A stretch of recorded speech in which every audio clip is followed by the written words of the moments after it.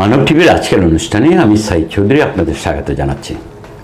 আজ আমাদের অতিথি বিশিষ্ট আইনজীবী ইসলামী চিন্তক ব্যারিস্টার হামিদ হোসেন আজাদ।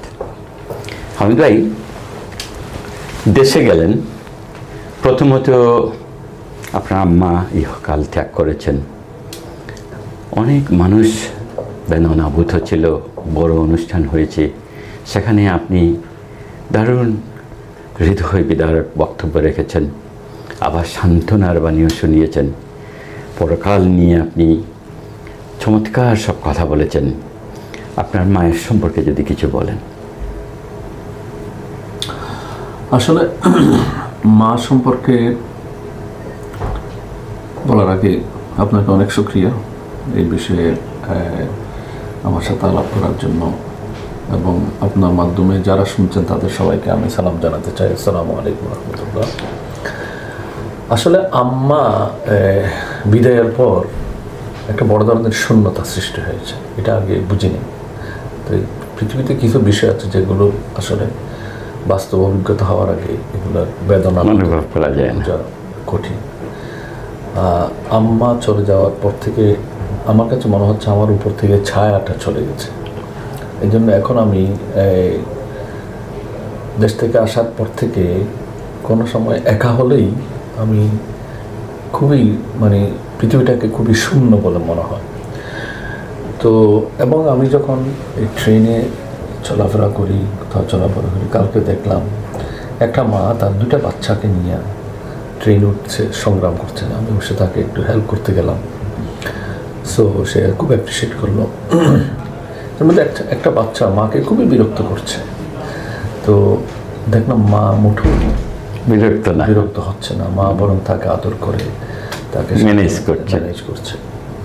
তো আমি চিন্তা করলাম আমার মাও এরকমই করেছে। মাকে আমরা যে বয়সে আমরা বিরক্ত করেছি সেই বয়সে তো বিরক্ত করছি কিনা এটা বোঝার সুযোগ ছিল না। মা আমাদের প্রতি রাগ না করে বরং আদর করে একটা চুমু দিয়ে বলছে, বাবা এভাবে করো না, এভাবে করতে হয়। সো এটা হচ্ছে তো একটা ফিলিং। আমি এখন কোনো মাকে দেখলে এই ফিলিংটা আসে যে মাকে কত না কষ্ট দিয়েছি, কিন্তু মা তো কোনোদিন আমাদেরকে প্রত্যাখ্যান করেনি। আজকে আমার বয়স 60-এর উপরে হয়ে গেছে। আমার মা বিদায় নিয়েছেন প্রায় 88 বছর বয়সে। এই বয়সেও আমি দেখছি আমার মা যতদিন পর্যন্ত কথা বলতে পারতেন ততদিন পর্যন্ত আমাদেরকে বাবা অথবা পুতু বলে ডাকতেন। আমাদের চিটাগাংয়ের ভাষায় পুতু মানে ছোট বাচ্চা। তো এটার মানে কি? মানে হচ্ছে আমি 60 ঊর্ধ্ব বয়সের একজন বয়োজ্যেষ্ঠ মানুষ হওয়া সত্ত্বেও মার কাছে কিন্তু আমি সেই শিশুই রয়ে গিয়েছিলাম, একটা বেবি রয়ে গেছিলাম। হোয়াট ডাজ ইট মিনস মা ছেলেটা বুড়ো হওয়ার পরও কিন্তু মা ছেলেকে একটা বাচ্চার মতোই আদর করে, সেই আদরে সেই। এবং অনেক সময় আলহামদুলিল্লাহ আল্লাহ পাক রব্বুল আলামিন এই বয়সে অনেক দায়িত্ব পালন করার সুযোগ করে দিয়েছিল। দুইটা ইন্টারন্যাশনাল চ্যারিটির প্রধান হিসেবে কাজ করার সুযোগ হয়েছিল। ইসলামী কাজ করতে গিয়ে দাওয়া সংগঠনের বিভিন্ন পর্যায়ে দায়িত্ব পালনের সুযোগ হয়। কিন্তু মার দৃষ্টিতে আমি সবসময় দেখেছি আমার বাচ্চাটা খাইলো কিনা, আমার বাচ্চাটা এই কাজটা করলে সে তো বুঝবে না,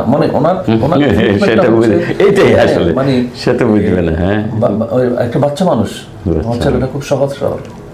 আমি মাঝে মাঝে আম্মাকে বলতাম, আম্মা আপনি এখনো আমাকে এত সহজ সরল মনে করতে, এত সহজ সরল হইলে দুনিয়াতে এত কাজ কেমনি করতেছে। মা তখন ফেল করে দেখাতেন আর হাসতেন। তা আসলে এখন বুঝি, এটা মা বুঝাতেন যে তুমি যত বড়ই হও না কেন তোমার মায়ের কাছে তুমি কিন্তু একটা বেবি এবং শিশু, এবং তোমার মা তোমাকে শিশুর মতোই আদর দিয়ে যাবে আমৃত্যু। এবং আমার মা তাই করেছেন। ইউরোপের কোনো একটা দেশে যাওয়ার কথা ছিল, হঠাৎ খবর পেয়েছেন, যেটা আপনার বক্তব্যে বলেছেন, নিউজটা আমরা কভার করেছি। এই হঠাৎ যে আপনি সুযোগ পেলেন, আপনি তো বাইরে চলে যেতে পারতেন, এটা আপনার মনের মাঝে কীরকম রেখাপাত করে? আসলে আমার আম্মা তো গত 3 বছর ধরে অসুস্থ, স্ট্রোক। আমার মা 5টা স্ট্রোক করে, 4টা স্ট্রোক শি সারভাইভড। 5ম স্ট্রোকে কিন্তু উনি বেডরিডেন হয়ে গেছেন, এবং গত 3 বছর আগে। এবং সেই থেকে তো হসপিটালে ছিলেন, পরে ডাক্তারদের পরামর্শে আমরা শেষে যেহেতু আর স্ট্রোক ফাইনাল বেড রিডেন হওয়ার পর তো হসপিটাল আর কোনো ইয়ে নেই, তো আমার বাড়িটাকে মূলত হসপিটালের মতো ট্রান্সফর্ম করে আম্মাকে বাড়িতেই রেখেছিলাম। এবং আমার ছোট ভাই যিনি চাকরি করতেন তাকে বলছি তোমার এখন চাকরি করার দরকার নেই, মাকে লুক আফটার করাটাই ইউর জব। এবং আমার ভাই আলহামদুলিল্লাহ চাকরি বাকরি ছেড়ে তার ওয়াইফ সহ আমার মাকে লুক আফটার করছিলেন। এবং এটা যেহেতু সুযোগ আছে সেটা বলা আমার কর্তব্য, আমার ভাইয়ের বউটা আমার মাকে যে খেদমত করেছে এইটা ঋণ আমি কোনো কিছু দিয়ে শোধ করতে পারবো না। একটা ছেলের বউ এভাবে শাশুড়িকে নিজের মায়ের চেয়েও বেশি আদর করে, আমার মা 3 বছর বেড রিডেন ছিলেন, আমার মার এরকম অনেকে মাত্র 6 মাস থাকলেও গা হয়ে যায়, আমার মার কিছু হয়নি, মানে এত পরিষ্কার পরিচ্ছন্ন, এটা খুবই শিক্ষণীয়। তো এবং এই একজন মেয়ে মানুষের এই আচরণকে আসলে এইভাবে স্বীকৃতি দেওয়া বিশাল ব্যাপার, একটা বিশাল ব্যাপার। সো যে আপনার প্রশ্নের উত্তরে যেটা বলতে চাই, কিন্তু আমি বিদেশে বাইরে থাকার কারণে বিভিন্ন দায়িত্বের কারণে তো আমার ইচ্ছে হতো যে আমি এখন সব কিছু ছেড়ে মার কাছে গিয়ে থাকি, কিন্তু সেই সুযোগটা তো আমার হয়নি।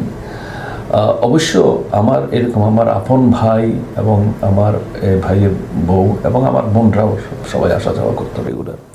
এই ইয়ে না থাকলে হয়তো আমি সব কিছু ছেড়ে চলেও যেতাম, আমার এই মানসিকতা ছিল। কিন্তু তাদের পক্ষ থেকে নিশ্চয়তা পেয়েছি এবং তারা মাকে লুক আফটার করছেন, এই কারণে এইভাবে যায়নি। কিন্তু প্রতিনিয়ত আমার কানটা খাড়া থাকতো। আমি মা স্ট্রোক করার পর থেকে কোনোদিন রাতে টেলিফোন অফ করে ঘুমাইনি। আমি সবসময় টেলিফোন অন রাখতাম, যে কোনো সময় যে কোনো ফোন আসতে পারে। এবং কোথাও গেলেও আমি তো প্রায় সময় সফরে থাকি বিভিন্ন দেশে, বাট আমি সবসময় খেয়াল রাখি দেশ থেকে আমার ভাইয়ের কোনো ফোন আসছে কিনা, মায়ের কোনো খবর আসছে, মিস কল আছে কিনা। সো এই কারণে আমি মানে বাইরে যাওয়ার জন্য তখন সুইডেন হয়তো 1 ঘন্টা পরে ফোনটা আসলে আমি পথে থাকতাম। তো কিন্তু আলহামদুলিল্লাহ এটা আল্লাহর বড় মেহেরবানি যে আমার ফোনটা, আমি আসলে বের হওয়ার আগেই ফোনটা এসেছে।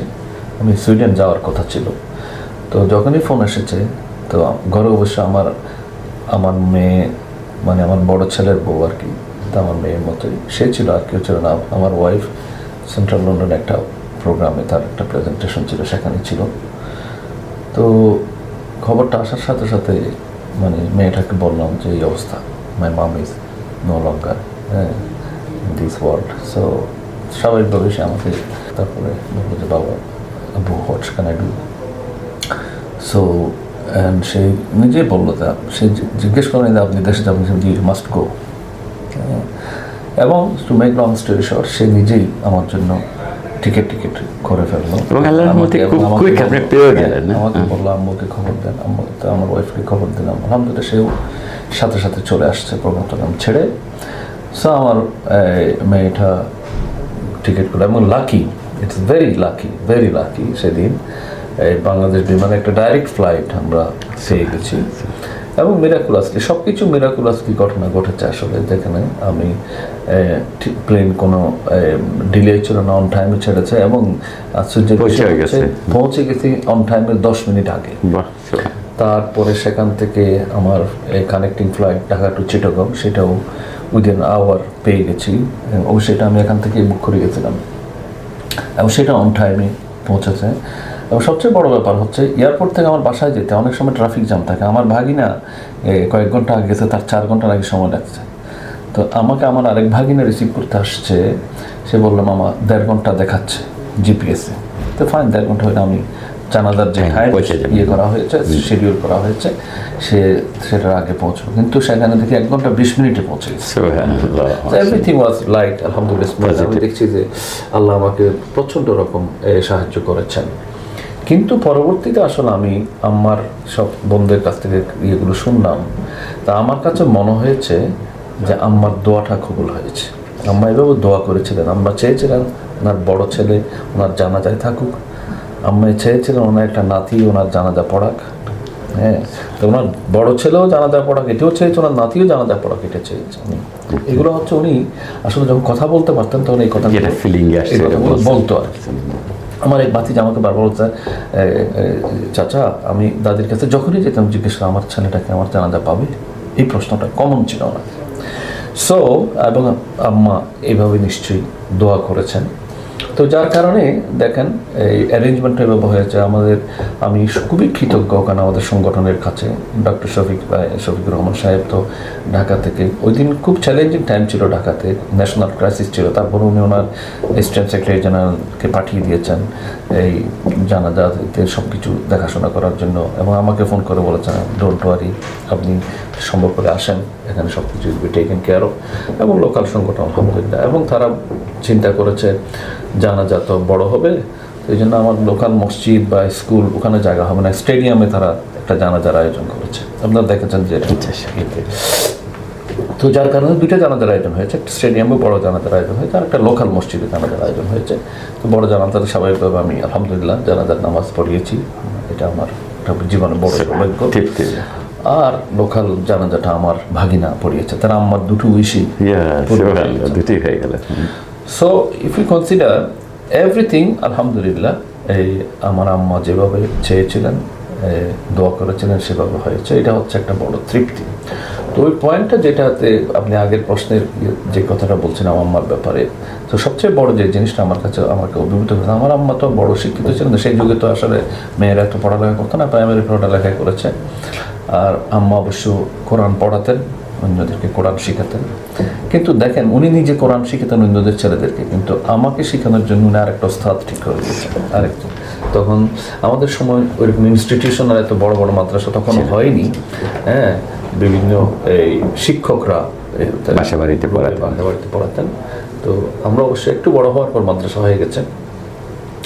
সো এরপর থেকে আসলে আমাদের মোরাল আপব্রিঙ্গিংয়ের জন্য আমি একটা করে এখন অনেক স্মৃতি আমার চোখের সামনে বেশি আসছে, যে মোরাল আপব্রিঙ্গিংয়ের জন্য আমাদেরকে যে সুন্দর লেসনগুলো দিয়ে, পজিটিভ প্যারেন্টিং যেটা বলে, এখন আমরা শিক্ষিত যারা প্যারেন্টিং কোর্স, এই কোর্সগুলোতে আমি নিজেও আমার ওয়াইফের সাথে মাঝে মাঝে বিভিন্ন কোর্সে লিড করি, আমরা পজিটিভ প্যারেন্টিং যেগুলো এখন শিখাচ্ছি শিক্ষিত লোকদেরকে, সেগুলো আমার দেখলাম যে ওই সময় তারা সেইগুলো আমাদেরই শিখাইতেন, প্র্যাকটিস করেছেন।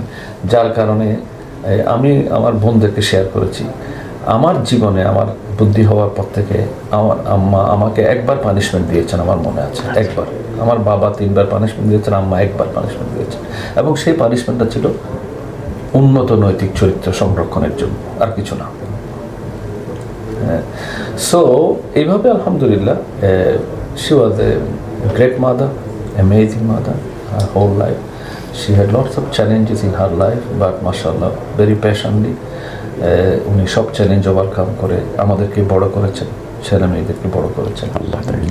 সো আলহামদুলিল্লাহ দোয়া করবেন, আমি দোয়া করে আল্লাহ যেন আমার আম্মাকে জান্নাতুল ফেরদাউস নসিব করেন। অবশ্য ইন্তেকালের ঠিক দাফন ঠিক পরের দিন আমার ভাই একটা স্বপ্ন দেখেছেন, সেটা আরেকটা ইন্টারেস্টিং, ভেরি ইন্টারেস্টিং। সো তো এটা দেখে আমি পরিতৃপ্ত হয়েছে, আমার আম্মা জান্নাতে আলহামদুলিল্লাহ। দোয়া করবেন আল্লাহ যেন আমার আম্মাকে জান্নাতে। আপনার আম্মার বিষয়ে আপনার প্রতিক্রিয়া ওইখানে যখন বলছেন, যখন আমি লাইভ শুনছিলাম, তখন আমার খুব মনে হয়েছিল যে আমি নিজের স্মৃতিকাতরতায় ভুগছিলাম। আমি ছোটোবেলা থেকে একটু দেশের বাইরে বিভিন্ন দেশে যেতাম, মধ্যপ্রাচ্যে আমাদের ফ্যামিলি বিজনেস ছিল, সে কারণেও আরও কিছু। তো আমার একটা ভীতি ছিল যে আমি আম্মার মৃত্যুর সময় যদি না থাকি, মানে আমার একটা আশঙ্কা ছিল আমি হয়তো মিস করবো কিনা, তাহলে আমি পাগল হয়ে যাবো, এরকম আমার একটা ভীতি ছিল আমার মনে। সৌভাগ্যক্রমে আমি তখন সৌদি আরব থেকে দেশে আসছি, আর অল্প দিনের ভিতরে তখন আমি বাড়িতে একবারে সার্বক্ষণিক আম্মার কাছে। আর একদিন আম্মা অসুস্থ হলেন, ডাক্তারে নিয়ে গেলাম, আব্বাও সাথে ছিলেন।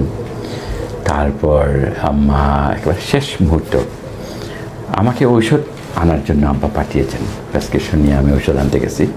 আসার পরে দেখি সবাই কাঁদছেন, আব্বা সহ। আমার আব্বা সাধারণত কাঁদেন না, জিম ধরেন, কিন্তু ওই সময় খুব হাউমা করে কাঁদছেন। আমার তো আর কিছু বলার নাই, তার মানে আমি বুঝেছি যে আম্মা চলে গেছেন। আমি এসে আম্মার হাতে এরকম ধরছি, ধরার পরে আমি যখন তাকাইছি আম্মা আমার দিকে তাকাইছেন, সবাই তাজ্জুব হয়ে গেছেন। আর নর্মালি আম্মা সবসময় আমাকে দোয়া দিতেন, আমার মাথায় হাত বুলিয়ে দিতেন। তা আমি ওই অভ্যাসগতভাবে হাতটা আমার মাথার উপরে নিছি।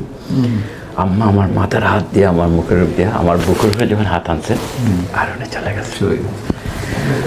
কষ্ট এবং আনন্দ, বুঝছেন, এটা বলা যায় না আসলে। যে তৃপ্তিটা যে আমার মা, সবাই ভাবছেন চলে গেছেন উনি, ওনারা দোয়া শুরু করে দিয়েছেন, আর আমার মা আমাকে শেষ পর্যন্ত এই প্রতিদিনের মতোই হাত দেওয়ার পরে চলে গেলেন। তো আপনার এই যে আপনি মিস না করাটা আমার কিন্তু খুব, আমি সারা রাত ঘুমাই নাই, আমি তেলাওয়াত করেছি আপনার আমার জন্য। Thank you very much. এরকম আলহামদুলিল্লাহ অনেকেই, অনেক হাজার হাজার ভাই বোনরা সারা দুনিয়াতে করেছে, আমি দেখেছি। তো আজকে যেহেতু সুযোগ আসছে, আমি তো সবাইকে তো পার্সোনালি মোবারকবাদ ধন্যবাদ জানানোর সুযোগ হয়নি, আসলে পজিশনও ছিলাম না। অনেক, আমি বলবো হাজার না লক্ষ লক্ষ ভাই বোনরা সারা দুনিয়া থেকে যোগাযোগ করেছেন, মেসেজ দিয়েছেন, অনেকে চেষ্টা করেছে, আমি তো প্রায় টেলিফোন ধরার সুযোগ হয়। একজন মায়ের জন্য এটাই সার্থকতা, তার সন্তানের উসিলায় এত মানুষ দোয়া করেছে। আপনার মাধ্যমে সবাইকে আন্তরিক মোবারকবাদ জানাতে চাই এবং সবাইকে, সবার জন্য দোয়া করছি আল্লাহ যেন তাদেরকে এর উত্তম যাজা দান করেন।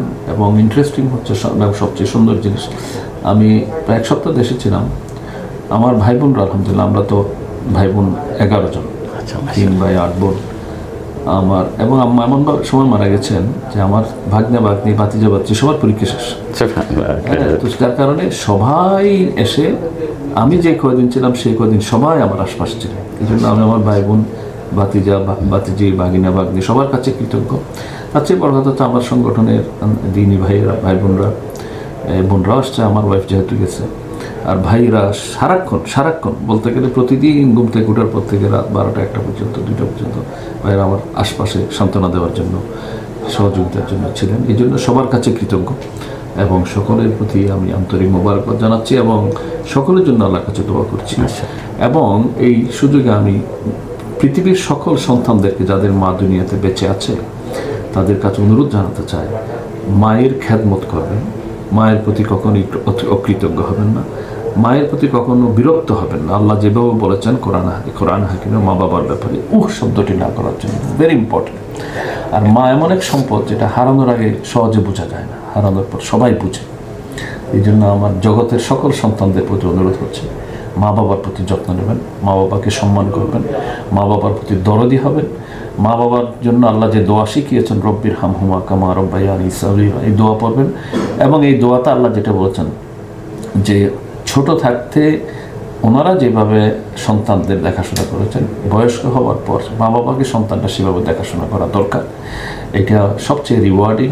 আমি অনুরোধ করবো সকল সন্তানদেরকে, যাদের মা বাবা বেঁচে আছে, আপনারা মা বাবার প্রতি যত্নশীল হবেন এবং বিরক্ত হবেন। আর যাদের মা বাবা দুনিয়া থেকে চলে গিয়েছেন, তাদের তো মা বাবা যাওয়ার পর কিছুই তারা সাথে নিয়ে যান না। 3টা জিনিস কিন্তু তাদের সবসময় সাথে যাবে। একটা হচ্ছে ন্যাক সন্তান, তো আমরা সবাই ন্যাক সন্তান হিসেবে মা বাবার জন্য দোয়া করা দরকার।